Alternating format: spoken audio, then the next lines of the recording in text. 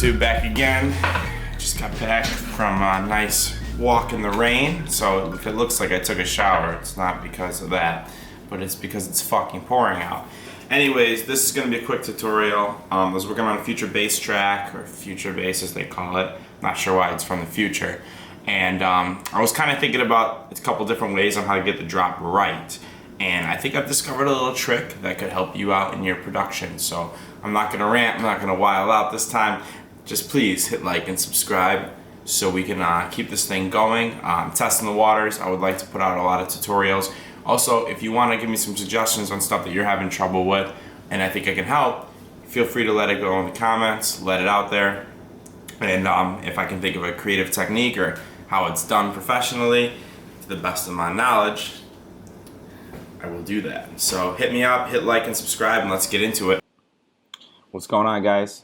Here we are. Here's a little session. And I'm going to show you guys this is the sound. And I'm not going to play the actual song it's in because it's kind of a work in progress. And it's not exactly something I can play for you guys right now, but here's the sound.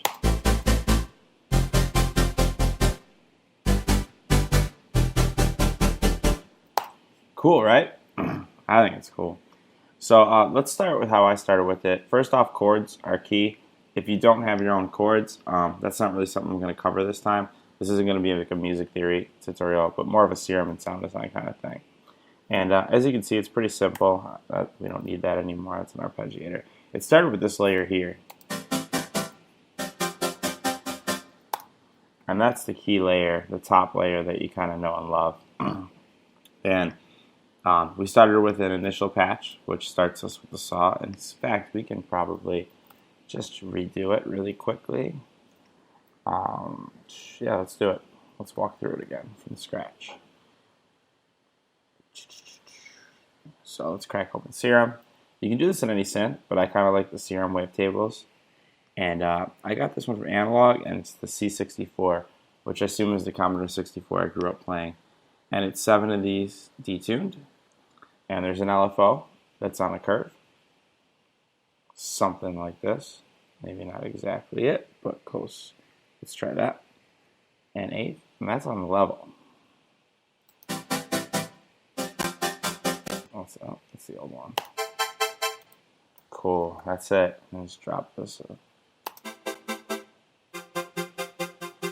And then we're going to duplicate A to B. And that's the principle of it.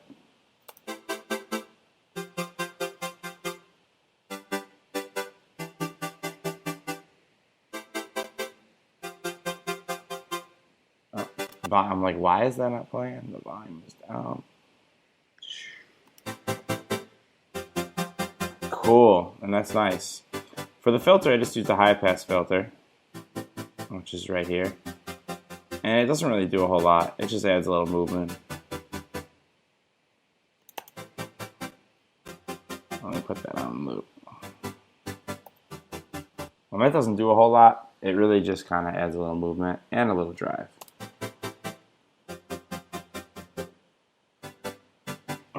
Cool. Run them both in there. And you can add a little noise too. But you got to make sure you put... Sorry, I don't want to talk over the music. You got to make sure you put everything on level so it all kind of flows together. So, we created a couple sounds like this, and I have a pretty good feeling you're like, alright, cool, I know how to do that part. There's other tutorials on how to do that part, and that's fine. But what we're going to get into is a little more interesting. But I want to walk through this first, take it all the way. I don't remember what effects I put on here. Probably a chorus, and oh, not even, just the OTT kind of thing. And let's see if I did anything differently. Yep, just bright white noise, everything. I guess the shape's a little different. And yeah, pretty much the same thing. The drive is up. I didn't touch much. And yeah, there's the tuning for that. And I didn't actually even use that, so it's pretty much the same. The oscillators are both down too, actually. So let's try that. I kind of just do things by ear as I'm working, so I don't have like rules. And that's how you guys should work too.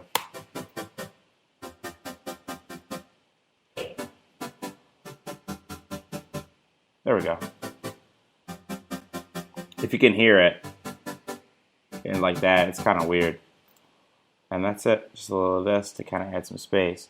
And I did some effects. I did the OTT to brighten it a little bit, and I always cut out the lows on everything I don't want there to be sub bass on.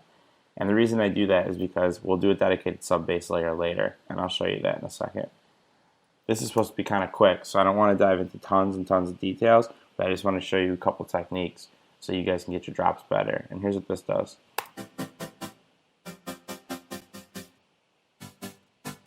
Too much and it's too bright. I just add it for a little touch. Cool. And I shut everything off on the, well, maybe not. I didn't shut everything off on the bus. And there's an EQ. I'm going to get rid of all that for now. A lot of these, in fact, the sidechain is kind of light. And these are all automations for the build, so we're going to delete that for now because that's not needed in the sound. Cool. Alright, and this LFO tool is going to go off, and Ableton's going to throw the red flag, and this compressor is going to go off. And this EQ we already have on the channel, and that's just a touch of a hollow reverb. It's nothing too crazy. It's really, really small, just a 5%. Alright, cool. So for the second layer, we needed something with a little more grit. So I added another layer of the C64 with the -1, and I did a -2 for the square. I'll show you, I'll reconstruct this really quick as well. And this is to fill out the lows. When it comes to layering synth, you kind of just got to use your ears and hear where there needs to be space, and like where there's space that needs to be filled out, and just kind of go through and fill it in yourself with some sound design. So let's do this really quick. And I chose a square because those PWM C64 wavetables and all of these wavetables on here are loosely based on squares. So let's try that. Let's detune it. 7 is kind of the magic number for detune, and we're going to do a square under basic shapes, just a plain Jane square. And I'm pretty sure I detuned that too. And let's do the same thing we did before. I actually save a preset. Typical.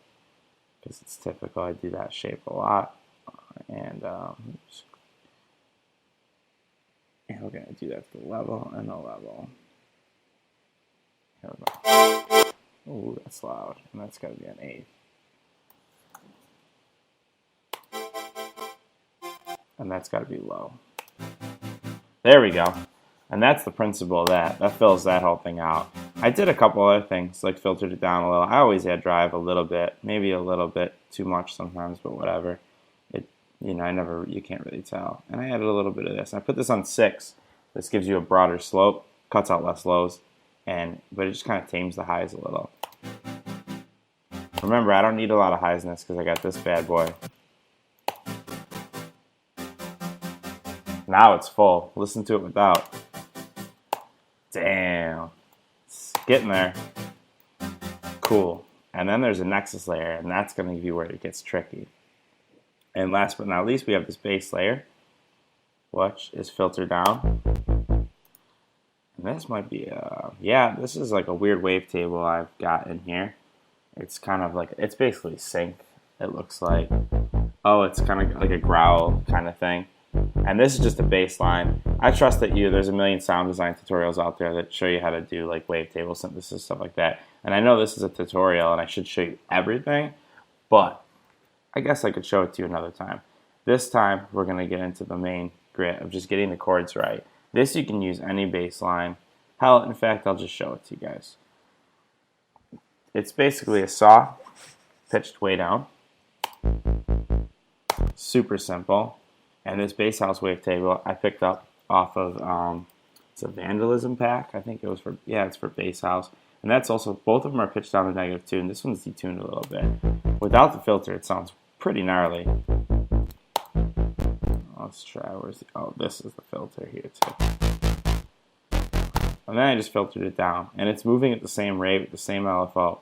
If the bass is moving, it's filtered down because it's really just there to fill out the lows. Again, it's really not that fancy. I guess I just showed you the entire sound in 2 seconds. There's nothing too crazy. There's a sub oscillator on too, and it ended up staying off. We didn't even actually use it. Oh, it's for, I tried using some FM synthesis, never used it.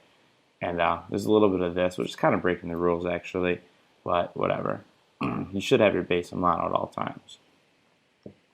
Usually towards the end when I do the mastering though, I'll end up putting, I'll put like the isotope imager on the on the kick and bass layer, and I'll just mute, or I'll make everything mono below a certain frequency, usually like 250. Anyways, so there's the bass layer and the kick. And then there's these new layers we just put together. Oops, didn't want that out. And that sounds pretty good, and that's with nothing on the bus either.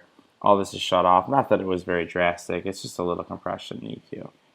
But that we were talking when we were building the song, we built the whole dropout, it was just missing that last leg. And I feel like a lot of tutorials always miss that last leg, where it's like, damn, like it sounds good, but it's just not as fat as the pro stuff. So we were like, let's throw a cheesy Nexus Super Saw in there, and let's see if it helped us out a lot. Because those are usually layered a ton. And if you don't have Nexus, you can do this in any synth. Nexus is kind of just a quick way, and when we're working and being creative, I just want to get something quick. And as you can see, it has 4 layers of super saws inside of it, so it's kind of a heavy stacked super saw. Let me play it for you compared to mine. Super thick. My CPU is going crazy. This is a full project. So if you can hear mine, and then you hear this, it's like, damn, that's huge. But then we came to the approach that you can't really do much in Nexus, especially like modulate filters and stuff like that. You have the LFO and stuff, but to get it to follow that exact kind of thing, it's like no way in hell. And this is where the actual secret comes in. So we've got these 3 layers, and all of them are kind of, doing their own thing. They're from different synths. What could modulate a filter, and I'm showing you right here, what could modulate the filter and make them all work together? I realized LFO tool is the key to this one for sure. So we'll turn it on, and I'll show you. I kind of copied the wave, exactly what I had in those serum things, and I routed it to the cutoff, or to the volume rather, like a sidechain. So let me show you. I'll start a new one really quick. And I haven't used LFO tool in a long time, but basically all I did was just copy the this kind of envelope that I've had before, and I left it on the default preset, which is kind of a sidechain. And as you know, sidechain modulates volume. And I did that, and I put it at 8th. You can shut off the many times in here. And this way, every synth moves at the same, the volume gets cut off at the same thing. And I'm going to show you. Now, we have that Nexus synth is, the volume is moving along with it. And you can put this on the channel. We chose to put it on the bus. Just so everything was moving at the same rate. And that just makes it so fat. So there it is.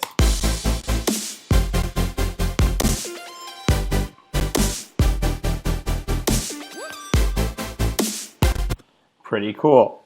And then you can get really crazy.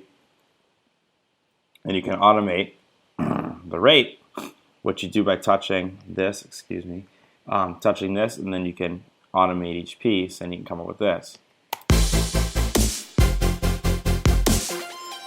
Oh, I did a new one. Sorry. Let's do it on the old one.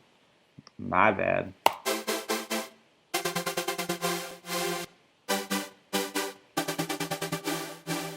Cool. So let's play it all together. Yeah, okay, I can't give away too much. But yeah, that is it. And I just want to show you how you could use LFO tool to make those Future Bass Chords really pop and really stack those layers. Remember a couple quick rules before I bounce about stacking layers. 1, make sure that you try to stack in different octaves. I showed you earlier, I put some down at -2, one at -1. Just make sure you're filling the spectrum out. Don't stack it all in the same place, because if you do, you're still missing key parts of the spectrum. And last but not least, for the bus stuff, you don't have to go too crazy, but a little bit of saturation, distortion, and compression, and some smart EQing can go a pretty long way. Other than that, just take a listen to other songs and hear if yours is brighter, duller, and try to EQ them accordingly. Don't go overboard on the plugins. You don't need a lot to make it sound great. And just try to keep it fat. And that'll be it for today, guys. If you got anything out of this, I've been trying to motivate myself to do a ton more tutorials and make this YouTube channel into a real thing. So please like and subscribe, and let me know what you thought in the comments. And if you have any suggestions on what you guys would like to see in the future, let me know. Peace, guys.